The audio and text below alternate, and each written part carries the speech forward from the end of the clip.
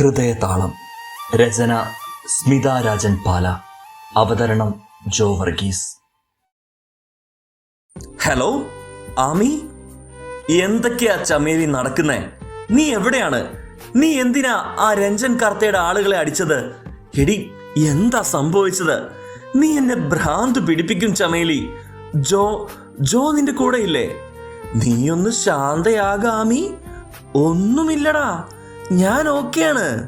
ജോ എൻ്റെ കൂടെ ഉണ്ട്, വന്നുകൊണ്ടിരിക്കുകയാണ്.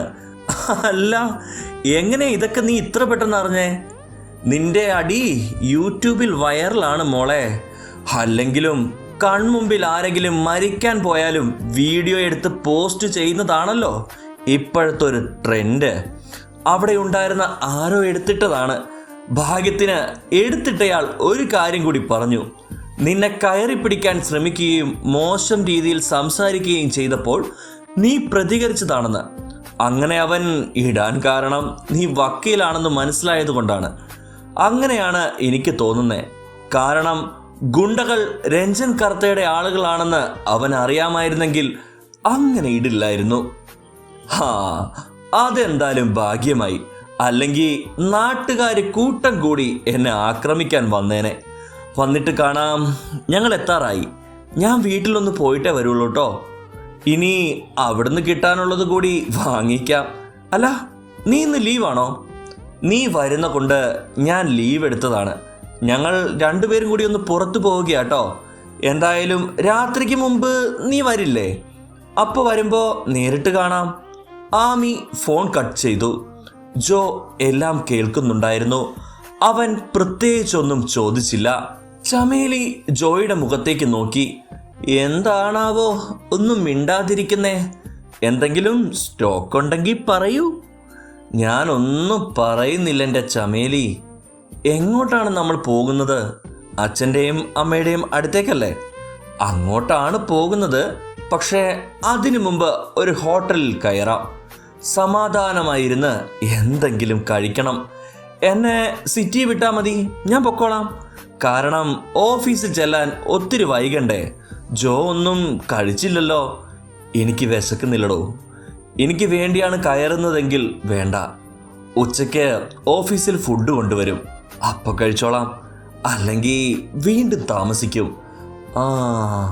അങ്ങനെയെങ്കിലേ എന്നെ ടൗണിൽ വിട്ടോളൂ. ഞാനൊരു ഓട്ടോയിൽ പൊക്കോളാം. ആഹാ, ഇത്രയും ദൂരം നിന്നെ കൊണ്ടുവരാമെങ്കിൽ ഒരു 2 കിലോമീറ്റർ കൂടി വരാനാണോ എനിക്ക് ഇത്ര ബുദ്ധിമുട്ട്? ഞാൻ കൂടെ വരുന്നത് ഇഷ്ടമല്ലെങ്കിൽ അതങ്ങ് പറഞ്ഞാൽ മതി കേട്ടോ. എൻ്റെ പൊന്നു ജോ, ഓഫീസിൽ പോകാൻ ലേറ്റ് ആകുമല്ലോ എന്ന് കരുതി മാത്രം പറഞ്ഞതാണേ. നമുക്ക് വീട്ടിലേക്ക് പോകാം, തീർന്നില്ലേ? ജോ അല്പം ഗൗരവത്തിലിരുന്നു. വീട്ടിലെത്തിയപ്പോൾ അമ്മയാണ് വാതിൽ തുറന്നത്. ഒരുപാട് നാളുകൾ കൂടി കാണുന്നത് കൊണ്ട് അമ്മ കുറച്ചു നേരം അവളെ തന്നെ നോക്കി നിന്നു. പിന്നെ മകളെ ആലിംഗനം ചെയ്തു. ഈ അലച്ചിൽ കാര്യമാണോ മോളെ? നീ അല്പം ക്ഷീണിച്ചു പോയി. അതൊക്കെ അമ്മയ്ക്ക് തോന്നുന്നതാണ്. ജോ, അകത്തേക്ക് വാ, അവൾ വിളിച്ചു. അതെ, കയറി വാ മോനെ, ഞാൻ കോഫി എടുക്കാം, അമ്മ പറഞ്ഞു. അപ്പോഴേക്കും ചരണും അവളുടെ അരികിലേക്ക് ഓടിയെത്തി. നീ എനിക്ക് എന്താടി ചേച്ചി കൊണ്ടുവന്നേ? നമുക്ക് ഈ സ്ഥലമൊക്കെ ഒന്ന് കറങ്ങണം. ഡാ, ഞാൻ വന്ന് കയറിയതല്ലേ ഉള്ളൂ. ഇന്ന് തന്നെ നിനക്ക് സ്ഥലം കാണാൻ പോണോ? എന്തെങ്കിലും കോഴ്സിന് നിന്നെ ചേർക്കണം. അതിനു വേണ്ടിയാണ് ഇങ്ങോട്ട് വരാൻ പറഞ്ഞത്. നിന്റെ പറച്ചിൽ കേട്ടാ തോന്നും സുഖവാസത്തിന് വന്നതാണെന്ന്. അപ്പോഴാണ് വിഷ്ണുവർദ്ധൻ ഇറങ്ങി വന്നത്. നിനക്ക് എയർപോർട്ടിൽ നിന്ന് തനിച്ചിങ്ങോട്ട് വരാൻ അറിയില്ലേ? ഒരു ടാക്സി പിടിച്ചാൽ മതിയായിരുന്നല്ലോ. അല്ലെങ്കിൽ പിന്നെ എന്നെ വിളിക്കാമായിരുന്നില്ലേ? നാട്ടുകാർ ഈ പേക്കൂത്തൊക്കെ കണ്ട എന്തു പറയും? അവനവനൊരു ബോധം വേണ്ടേ? ജോ പെട്ടെന്ന് എഴുന്നേറ്റു. ചമേലിയുടെ മുഖം ദേഷ്യം കൊണ്ട് ചുവന്നു. ഒരക്ഷരം നിങ്ങൾ ശബ്ദിക്കരുത്. ജോ സേഫായി എന്നെ ഇവിടെ കൊണ്ടുവന്നാക്കിയതാണോ അവൻ ചെയ്ത കുറ്റം? ഇത് വേലയും കൂലിയും ഒന്നുമില്ലാതിരിക്കുന്ന ഒരാളല്ല നിങ്ങളെപ്പോലെ. വാക്കുകൾ സൂക്ഷിച്ചുപയോഗിക്കണം. പിന്നെ നിങ്ങളെ ഞാൻ വിളിക്കാതിരുന്നത് എനിക്ക് നിങ്ങളെ വിശ്വാസമില്ലായിരുന്നു. അതുകൊണ്ട് ചിലപ്പോൾ കൂടെയുള്ളത് മകളാണെന്ന് നിങ്ങളങ്ങ് മറക്കും.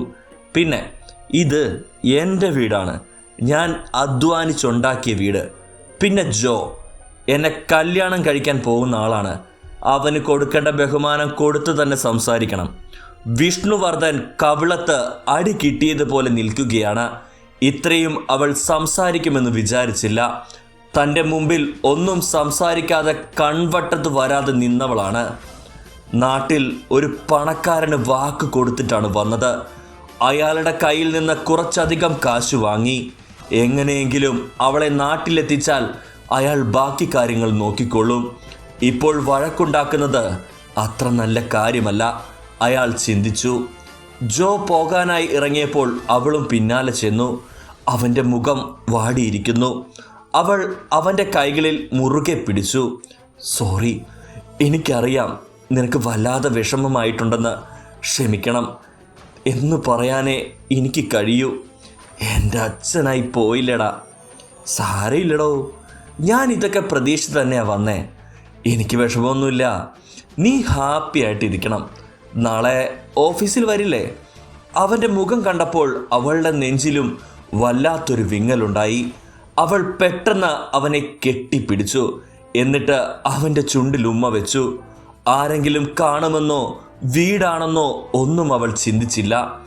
അവൻ്റെ സങ്കടം മാറ്റണമെന്ന് മാത്രമേ അവൾ ചിന്തിച്ചുള്ളൂ. ജോയും അത് പ്രതീക്ഷിച്ചിരുന്നില്ല. അതിൻ്റെ ഞെട്ടൽ അവൻ്റെ മുഖത്തുണ്ടായിരുന്നു. പിന്നെ ഒരു പുഞ്ചിരിയോടെ അവൻ കാറിലേക്ക് കയറി. ചമേലിക്ക് അപ്പോഴാണ് പരിസരബോധമുണ്ടായത്. അവൾ പതിയെ പതിയെ തിരിഞ്ഞു നോക്കി. പുറകിൽ ആരെങ്കിലും നിൽപ്പുണ്ടോ എന്ന്. വിഷ്ണുവർദ്ധൻ ജനലിലൂടെ നോക്കുന്നത് അവൾ കണ്ടു. ഭാഗ്യത്തിന് അമ്മയും ചരണും അവിടെയില്ല. അവൾ അകത്തേക്ക് ചെന്നപ്പോൾ അമ്മയും അച്ഛനും കൂടി എന്തോ സംസാരിക്കുന്നത് കേട്ടു.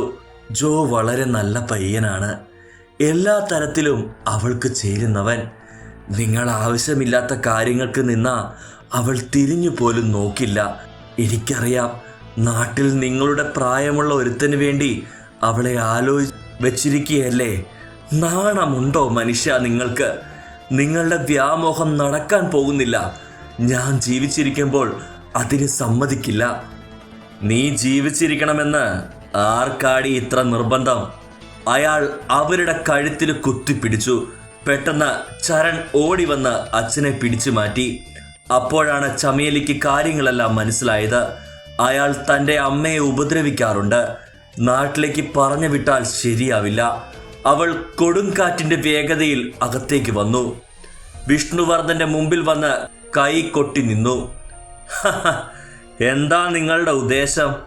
എനിക്ക് വേണ്ടി ആരോടാണ് നിങ്ങൾ കാശ് വാങ്ങിയത്? എത്ര രൂപ വാങ്ങി? എൻ്റെ അമ്മയെ എന്തിനാ നിങ്ങൾ ഉപദ്രവിച്ചത്? ഞാൻ ആരാണെന്ന് നിങ്ങൾക്കറിയാമോ?